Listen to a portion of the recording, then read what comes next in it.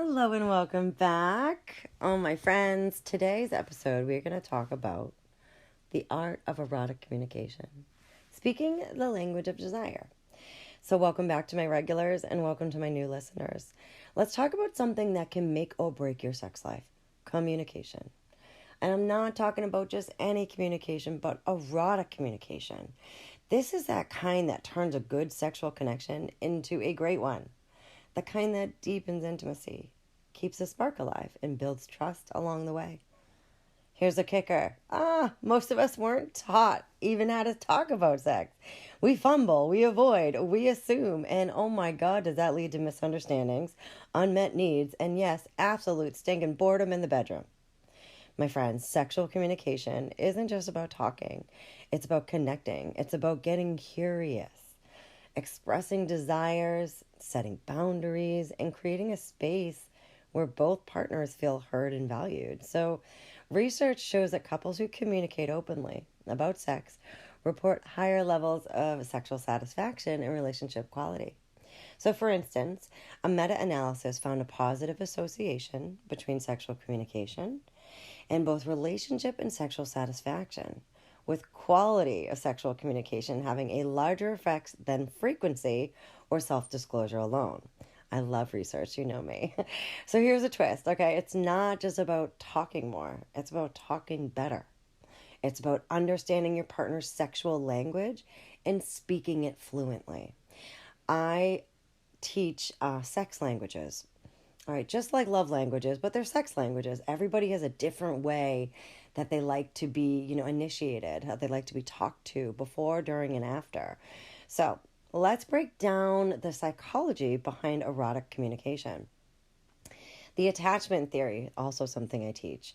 Our early experiences shape how we communicate in our relationships, right? So a secure attachment style, they're associated with open, effective sexual communication, which is my partner. He is secure. And while anxious, which is me, or avoidance styles may struggle with expressing desire or concerns, worried about backlash, worried about sharing, worried about being judged, and it's a lot, right? The neurobiology of intimacy, the brain's reward system is activated during sex, which releases the dopamine and oxytocin. After sex, these levels drop down, which can lead to this feeling of vulnerability or emotional discomfort. A lot of the times, this is where your aftercare comes into play. So, effective communication during and after sex helps regulate those emotions and strengthen the bonds between partners. So, sharing self-disclosure, all right? So, when you share your sexual desires and boundaries, that really fosters trust and intimacy. But really, it's important to approach these conversations with empathy, understanding, and really get the heck out of here with criticism or judgment. There's just no room for it, right? So when you understand these psychological and neurobiological aspects, it helps you communicate more effectively and deepen your connection. All right, my friends, invitation time. I love it.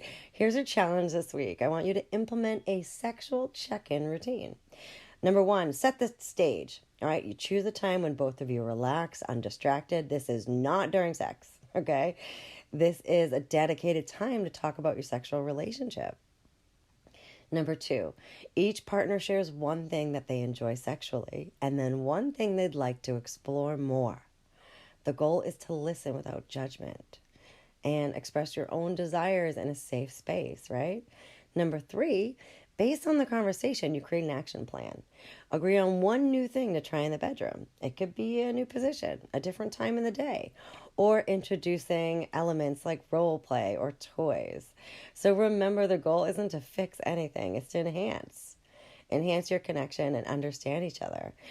And if you're ready to take your sexual communication to the next level, consider joining the Pleasure Collective. All right, I delve into the topics of erotic communication, tools and guidance, really helping you create a more connected and fulfilling intimate life when you know your personal user pleasure manual. You're so much more able to step into those roles, to step into who you are when you really tune in, to know more about yourself, right? And if you need some personalized support, I always have one-on-one coaching, all right? Absolutely can help you tailor some strategies to enhance your communication and your intimacy with your loved one. So remember, my friends, the art of erotic communication isn't just about talking. It's about understanding, connecting, and growing together. All right, my friends, stay chatting. Until next time.